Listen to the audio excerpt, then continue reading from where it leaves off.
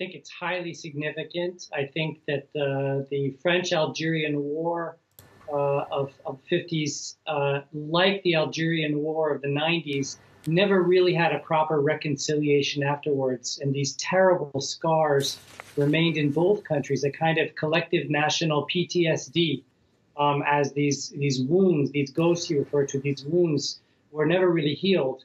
And Macron is making gestures on both sides of this. On the one side, he's admitting to French torture and mistreatment of large numbers of Algerians, which led to a lot of death and casualties and displacement. And on the other hand, he's recognizing the Harkis. Now, as you mentioned, the consensus figure is over 60,000 Harkis were slaughtered in Algeria, and those that managed to make it out were mistreated in France. So they were sort of became a kind of, they were lost in a no man's land between France and Algeria for decades.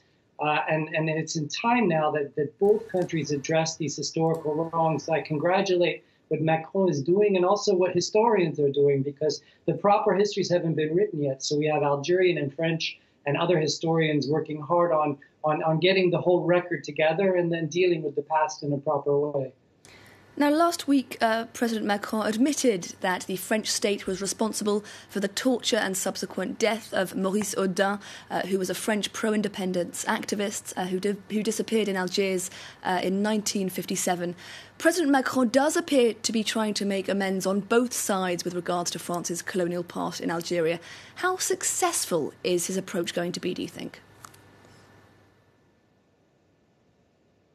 I think it's very successful. I mean, he's not taking huge leaps forward. It's not like he's paying reparations or, that sort of thing. But he's taking very important symbolic steps forward to recognize the wrongs of the past on, again, both sides of this conflict, and setting the example for Algeria, which has not dealt with the wrongs in its past. It was sort of strange in the 1990s as we were getting monthly revelations of French torture in Algeria. We were getting revelations of Algerian torture in Algeria in the 90s.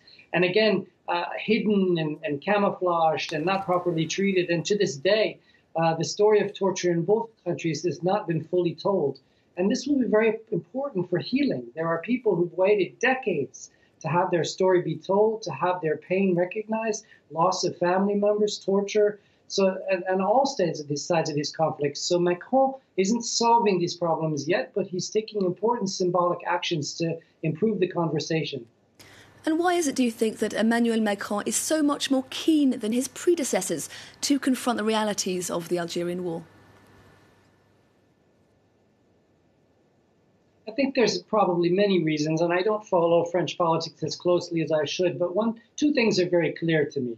Number one, Macron is an iconoclast, and he's willing to break with taboos and break with traditional political alliances to take a different path. And this is his iconoclastic approach, which can bear some fruit at times. And another is Macron has a history of promoting economic relations, and he's well aware that the French and Algerian economic relationship, which isn't as strong as it could be, the French have been somewhat supplanted by the Chinese in Algeria and other economic interests, that France and Algeria will both do better economically if they deal with these wrongs of the past and come to terms and have a better relationship with each other. It will help socially, it will help politically, and it will help economically to have a deeper relationship. And this can't fully happen until we deal with the past and all of these leftover legacies of pain that haven't been dealt with.